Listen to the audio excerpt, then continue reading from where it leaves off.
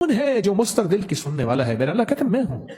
سورت والضحیٰ، کوئی چیز گم ہو گئی ہے، کوئی بندہ گم ہو گیا ہے، میاں بیوی سے کوئی روٹ گیا ہے، رزق کی وسعت ہے، رزق گم ہو گیا ہے، گاہک گم ہو گیا ہے، برکت گم ہو گئی ہے، عزت گم ہو گئی ہے، شان و شوکت گم ہو گئی ہے، عافیت ختم ہو گئی ہے۔ میں چاہتا ہوں کہ والضحیٰ کے کمالات مجھ پہ کھلیں، تھوڑا پڑھنا شروع کر دیں۔ زندگی میں کوئی ایک معمول بنا رہے، 2 دفعہ، 3 دفعہ، 11 دفعہ، 40 دفعہ، 21 دفعہ معمول بنا لیں، اس کے راز کھلیں گے، اس کی برکتیں کھلیں گی، اس کے کمالات کھلیں گے۔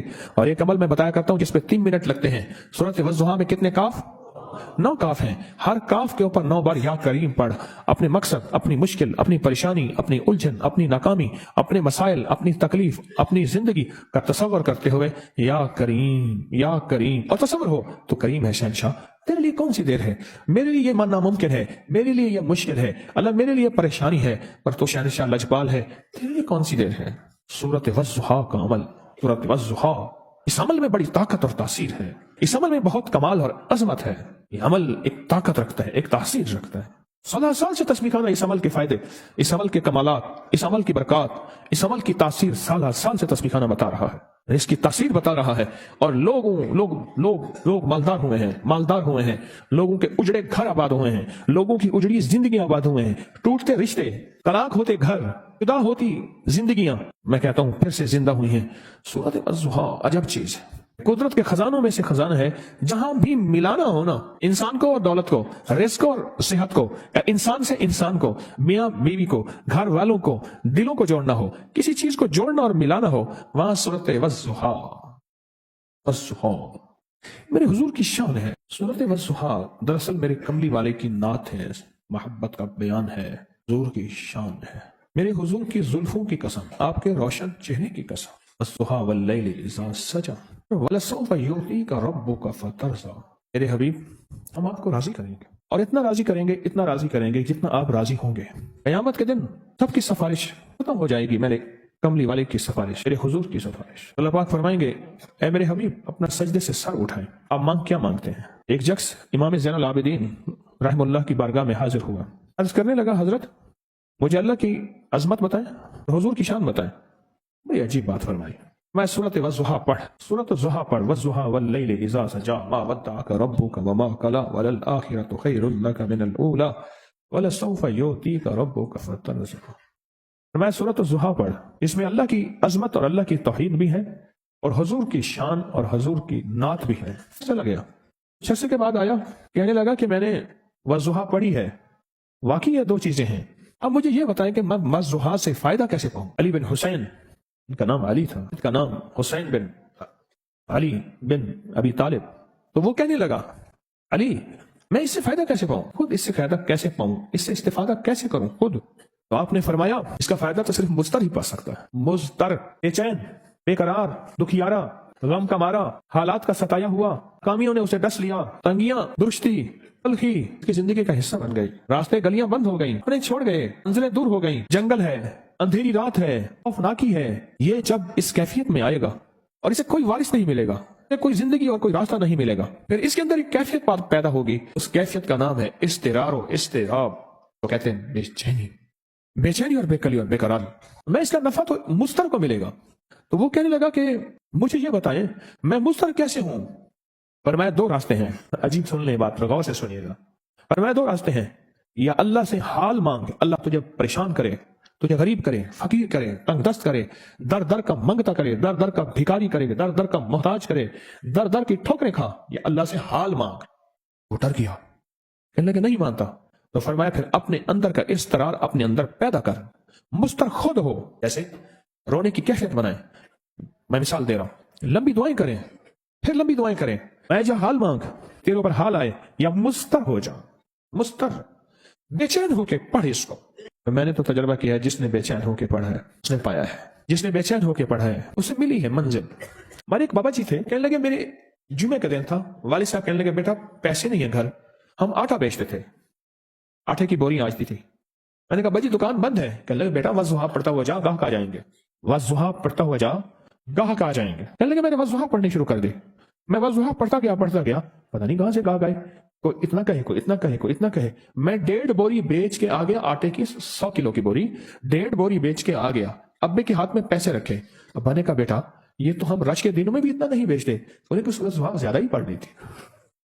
سورۃ والضحیٰ مضطرب کو فائدہ دیتی ہے، بے چین کو فائدہ دیتی ہے، جو بیکاری اور بیقراری کی کیفیت میں ہو، جو حالت اضطرار میں ہو، جو ایسا ہو کہ ڈوب رہا ہو، اسے پتہ ہے کوئی بچانے والا نہیں، وہ کیسے پکارے گا، وہ کیسے فریاد کرے گا، وہ کیسے درد بھری آواز نکالے گا، اس کا کیف کیا ہوگا، اس کی کیفیت کیا ہوگی، اس کے پکارنے کے انداز کیا ہوں گے۔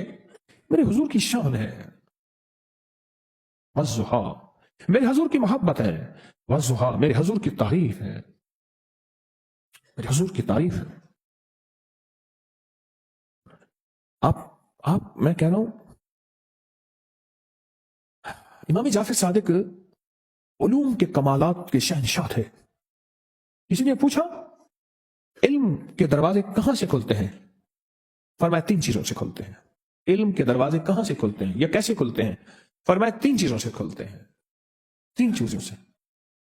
ایک آنکھوں کے تقوی سے، ایک رزق کے تقوی سے، ایک سورت والضحیٰ کی کثرت سے۔ سبحان، ایک آنکھوں کے تقوی سے، ایک رزق کے تقوی سے کہ رزق پاک طاہر طیب مطہر، اور ایک سورت والضحیٰ کی کثرت سے۔ رزق کے دروازے، علم کے دروازے کھلتے ہیں، علم غیبی، علم لاہوتی، علوم ناسوتی، جبروت، لاہوت، علوم کیمیا، ریمیا، ادیمیا، سیمیا، دنیا کے غیبی علوم، تحت الارض، آسمان کے اوپر، زمین کے نیچے کے علوم، جانوروں کی بولیاں، جنات، انسان، پرندے، چرند، سمندر کے نیچے، غاروں کے اندر۔ اس بندے نے سوال کیا کیا تھا؟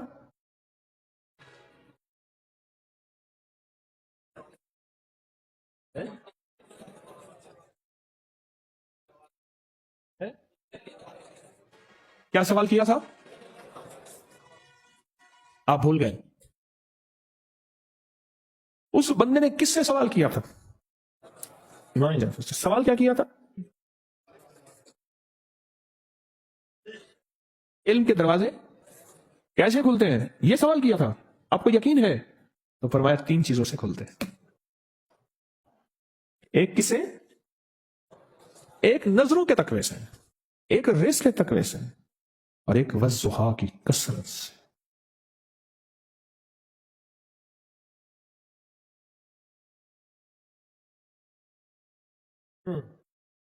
اس سے استفادہ مستر، بے چین، بے کلی اور بے قراری۔ مستر، بے چین، جس کے ذمے تسبیح خانے نے کوئی وظیفہ لگا دیا ہے، اگر وہ مستر ہے، اگر وہ بے چین ہے، اگر اس کے اندر بے کلی ہے، اگر اس کے اندر بے قراری ہے، اس کو پھر یاد نہیں کرانا پڑے گا، اس کو یاد دہانی نہیں دینی پڑے گی، اس کے اندر ایک چیز لگ گئی ہے، اور جس کو لگتی ہے وہ فیصلے کرواتا ہے۔ جس کو لگی نہیں ہے اس کے پاس دلائل ہیں، اس کے پاس باتیں ہیں۔ جس کو لگ گئی ہے، جس کے اندر لگ گئی ہے،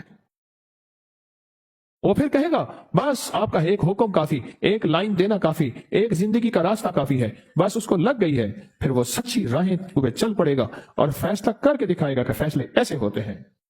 آپ نے اگر مجھے پہ اعتماد کیا اور مجھے اس قابل سمجھا تو پھر میں آپ کو فیصلے کر کے دکھاؤں گا۔ یہ مضطر اور بے چین بندہ کرتا ہے، جس کو لگ جائے، جس کے اندر لگی ہوتی ہے۔ کہنے لگے جی بڑی مشکل سے مسئلہ حل ہوا۔ میں کیا ہوا؟ کہنے لگے جی وارڈ میں ایک مریض آ گیا تھا، ایسے ساری رات دن رات ہائے ہائے کرتا تھا، سارے وارڈ کی نیند خراب کر دی تھی۔ اوہو، میں نے کہا اس کو لگی تھی، اس نے سب کو لگا دی، نہ خود چین لیا نہ دوسروں کا چین، اس کو لگی ہے، اس کو لگ گئی تھی نا، مریض کو ہائے ہائے لگی، اس نے سب کا چین ہٹا دیا۔ اصل میں لگ جائے پھر دیکھ فیصلے ہوتے ہیں یا نہیں ہوتے۔ لگی نہیں ہے، جب لگی نہیں فیصلے نہیں ہوتے۔ اللہ بھی کہتا ہے ٹھہر جا، چلو ایک مثال دیتا ہوں، میری طرف دیکھنا ذرا، دیکھو ذرا۔ ایک ڈاکٹر صاحب کے پاس ایک مریض آیا، چادر لپیٹی ہوئی، سر لپیٹا ہوا، ایسے کر کے بیٹھ گیا۔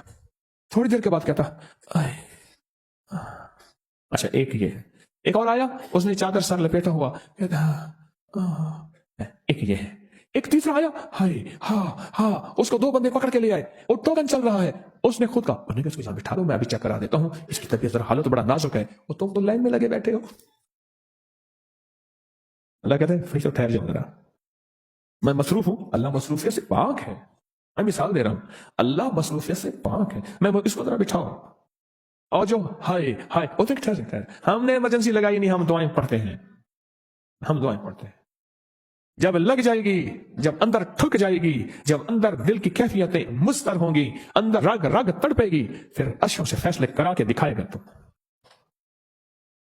یہ کیفیت صورت والضحیٰ کی ہے، اور یہی کیفیت اگر کسی کو خدمت وظیفہ تسبیح دی ہے تو یہ کیفیت اس کی ہے. بس ختم. صورت والضحیٰ تو کسی ایسے شخص کو مل جائے صورت والضحیٰ جو دنیا کا خوش قسمت ہو. ایک دفعہ روز پڑھ لے 9 بار یا کریم کے ساتھ، کیا حرج ہے؟ 3 منٹ میں ایک دفعہ روز پڑھ لے، صبح شام پڑھ لے، صبح شام پڑھ لے، کیا حرج ہے؟ پر پڑھ لے، ایک دفعہ پڑھ لے روزانہ، کسی وقت پڑھ لے، پر کرے ایسے کہ بے چینی ہو، بے قراری ہو، اور اللہ کو ترس ہے، فرشتوں کو کوہرام مچے، فرشتے کہ مولا عطا فرمائے. آپ کیا خیال ہے پھر کیسے مانگیں گے؟ مانگیں گے یا پڑھیں گے؟ دعائیں پڑھتے ہیں. اور میں نے کئی جگہ دیکھا دعا کر رہے ہوتے ہیں، مجمع زور زور سے آمین کہتے ہیں، اللہ کے واسطے وہ تیری مہربانی، وہ تیری زاری، اب بس کر. زور زور سے دعائیں کر رہا ہوتا ہے. کشمیر بھی آزاد ہو رہا ہے، چچنیا بھی آزاد ہو رہا ہے، برما کے مسلمانوں کی مدد بھی ہو رہی ہے. ٹھیک ہے، اچھی بات ہے، درد غم، پر دل کے اندر سے جو نکلی کیفیت ہے وہ اور ہوتی ہے.